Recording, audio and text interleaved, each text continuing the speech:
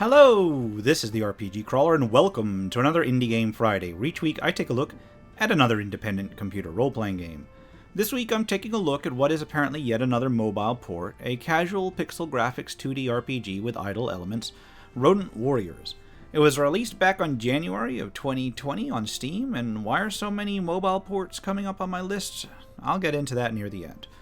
Rodent Warriors is a little bit of an oddity. It is somewhat of a roguelike with a persistent advancement system and various crafting systems, where you run a character through an adventure until they perish, then they can pass down legacy items and stat boosts to later characters. That having been said, the levels aren't exactly complex, and all of the exploration and combat is on a 2D plane, if you can even call it that. In terms of plot, the Rodent King has assembled an army, and you have been recruited to fight for the Rodent King. He has sent you and his armies out to conquer all of the creatures who have rejected him, including your own fellow rodents who haven't joined up yet. When you start the game, you are given the opportunity to flag it as hardcore or not, and then you may select a name. After a brief intro, you may then select between a number of different traits. Each of these is a negative trait that places a penalty on your character. You may then select your first class. You start with the Mouse, which is a dexterity-based scout, but as you progress through the game, you can unlock 5 other different sorts of animals, each with its own class. Aside from the Mouse Scout, there's the Porcupine, which is a barbarian, the Capybara, which is a knight, the Beaver, which is a wizard class, the Rat, who is the necromancer, and the Weasel, who is the swashbuckler and actually not a rodent, but who's counting. Me. I'm counting. That's who. Anyway, each class has its own set of unique skills and weapons, although other gear may be used by a variety of classes. Once in the game, you select a mission from the world map. At first, your choices will be limited, but as you proceed through the game, more and more are unlocked to choose from. Each mission has a location, a boss, and a goal. The goal can be destroying a certain number of particular types of enemies, picking up a certain number of items, and so forth. Each mission has a success percent, which just functions as a guide to its general difficulty.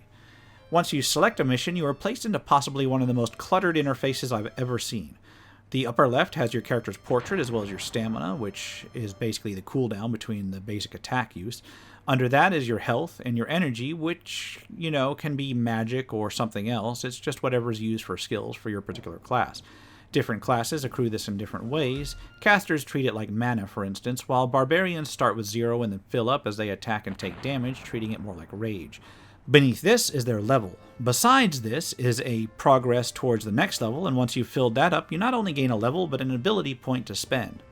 To the right of this is the map of the level you're in. You may note that it's a proper tile-based map, while the main screen is viewed from the side, which I will get into. When you're engaging an enemy, or when an enemy is approaching, the enemy's information is shown in the upper right. This has the enemy's stamina bar, their health, then their name. Beneath this is the distance to that enemy, what level the enemy is, and any traits that they have. In the lower part of the screen are your various skills. These are unlocked at various character levels, and each one builds up with use, becoming more effective the more you use it, which is rather useful. Finally, in the lower right-hand corner is the message box, where important messages are displayed. The level itself is displayed in a 2D side-scrolling view. You proceed left or right, with no jumping or platforming, just linear movement to either the end of whatever street or path you're on, encountering enemies and objects on the way. When you come into an intersection, you can actually effectively turn the corner, so to speak, and travel down a new street. This simply puts the new street in the same side-scrolling view. In this way, the tile-based world is represented just by a left or right corridor, in a manner similar to how Darkest Dungeon handles things. Picking up items is done just by running into them, while enemies are fought by triggering either basic attacks or skills. Accessing the character information screens, or as it's called in-game, the mobile device, allows you to review your stats, quests, gear, crafting, and so forth. First is the info screen, where you can review your character's ability scores. There's the level, then the 4 ability score power levels. There's strength, vitality, dexterity, and intelligence. Besides this are your derived stats, which are affected by each of your main ability scores, but also by your gear. There's weapon damage, critical damage, max health, health regeneration, crit hit chance, number of attacks per second, movement speed, attack accuracy, defense, skill power, cooldown reduction, and skill time bonus. Also represented in info are your experience to your next level and your rank. The Story tab shows your current mission, what it rewards, and your character's challenges or traits, and finally the number of orbs that you've picked up. The next page shows each of the 6 skills for the character, detailing what they do, as well as what level they're unlocked at. Each character class has its own set of skills. The Legacy tab is where you can see the levels that you've achieved in each class. Orbs that you collect upgrade the current class's legacy level, which then improves the basic ability scores of every later character, meaning that the longer you have a character last, the better the stats the later ones will start with, and due to the fact that each character class has its own stat that it's associated with, you can actually end up with some pretty beefy characters if you check the right classes to level up first. Equipment shows what equipment a particular character has. Each one can equip a helm, armor, a belt, a ring, a weapon, a necklace, a glove, a tool, and a set of boots. Each item has a level, a rarity category, and then whatever modifications to basic and derived stats the item provides. Items within a particular category tend to have similar types of adjustments. Of course, since it's sort of a roguelike, when you die you lose all of the items, except for relics. You start with 1 relic slot, and then you gain more as you explore the world. You can mark equipment as a relic, and those are passed down to later characters, so if you get a good item, you can keep it for later. Of course, since each class has its own weapons, just keep that in mind if you decide to mark a weapon as a relic, since it will pretty much only benefit characters of the same class. Next is the crafting system. Rather than picking up random items in the game, you pick up what basically amounts to trash from creatures that you beat. This trash is totaled up here, and you can use it to craft an object for one of the 9 slots. This is entirely random, and you can only ever keep one of each type of equipment, so you basically roll up this item with a random quality and then decide whether to keep it or whether to keep the one you have. In this way, you can gradually improve a character's gear just by repeatedly rolling up gear for the same slot. The symbols section is unlocked as you play the game, and you can combine a number of symbols in different ways to improve gears that you have.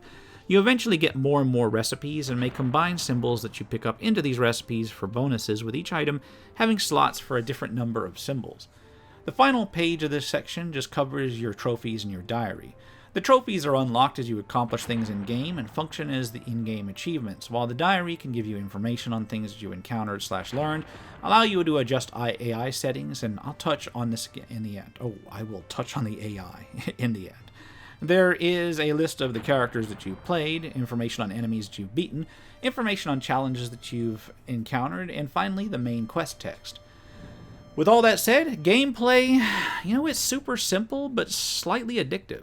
You proceed either left or right along a line, killing groups or individual creatures as you run into them, and try not to get killed.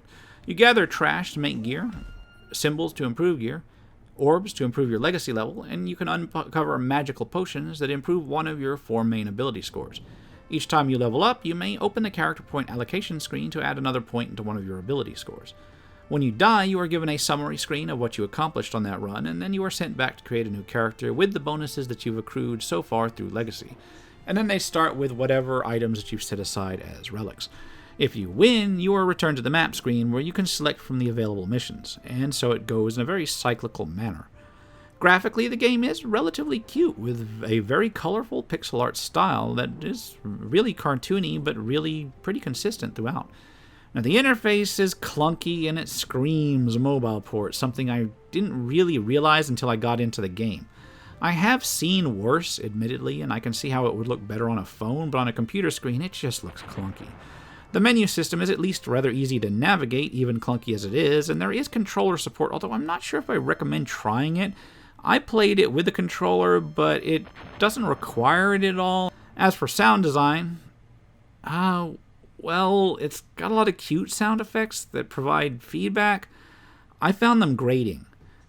The music is a sort of retro chiptune style, but it's so short and so repetitive that after a while I could feel myself dying inside every second. This is the first game in a while that I actually had to turn all of the sound off. I gotta admit, I came into Rodent Warriors expecting something totally different. The premise isn't bad, just a cute, casual, grindy RPG where you send a character to fight enemies, get random loot, rinse and repeat. I mean, I've played simpler, but the game does lean towards the idle side of things, and after a while I found myself becoming kind of bored with just hitting the attack button and skill buttons in turn. So then, I went ahead and started looking into the AI options that the game offers just to automate certain aspects of the game, and whoa. It offers to let the game take care of attacking and performing skills, but it also lets it take care of exploration/movement, managing relics, leveling up, and even crafting and equipping items. At that point, I was like, do I even need to be here for this game? So you know what? I turned them all on, and I turned strategy mode off, which is what effectively turns the AI on, and then I looked to see what would happen. I just sat back for a while. At that point, the game played itself. And you know, if I'm honest, it did a better job than when I was playing, blowing past not only the level I would have been having trouble with, but 3 more after that before dying even once. Not only did I not need to be here for this game, but I was actively holding the game back by playing it. The only thing I actually needed to do was just to hit a button to accept trophies or to select the next mission between, episodes. I literally spent 2/3 of the time I spent recording this game letting the AI take care of it just to see how far it would get. On the one hand, I can appreciate that the game gives options for automation all the way up to that point, especially with how repetitive it is. On the other hand, if your game is so repetitive that watching the game play itself is actually a more attractive option than actually playing it, something's a little bit wrong. So would I recommend it? No, not at list price on PC. I'm sorry, I can't recommend this one on PC, at least not for any hardcore RPG fan. If you're a fan of idle games, then sure, maybe. It has a cute premise and cute graphics. And on that note, if you're into idle games, as I said, maybe getting it on sale might be passable, especially if you can catch it for like half off or whatever. On the other hand, the mobile version may be a better catch, since it does look better there, and this is a sort of platform these sort of games thrive on. And a quick glance tells that it's actually a bit cheaper there, so, there is that. That may be what it's balanced for. But, it is what it is. And that is my Indie Game Friday Rodent Warriors, and, this is like, I think the most borderline one I've covered in a while. But before I go, I guess I should mention that every so often I do get a run of games that turn out to be mobile ports. I do still take a look at them in this series, because every so often there is actually a decent one that was on mobile, but that really probably should have been on PC first. And it's a good way for indie studios to try new things and get things out with a relatively low budget. Sometimes, I might add, it's not actually immediately evident that a game is a mobile port, and that actually ends up usually being a good sign. Not this time, but usually it's actually a pretty good sign. Anyway, next week I'm going to try to take a look at a more typical RPG. For now, this has been the RPG Crawler. If you like what you've seen, remember to leave a like, comment if you got any feedback, and subscribe for more RPG content, both tabletop and computer. Until next time, take care and goodbye.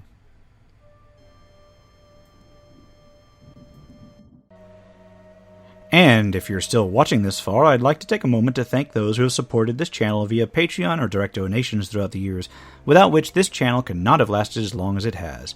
For those who are feeling particularly generous, you can still support my work through Patreon and now through Subscribestar as well, through the links in the description below.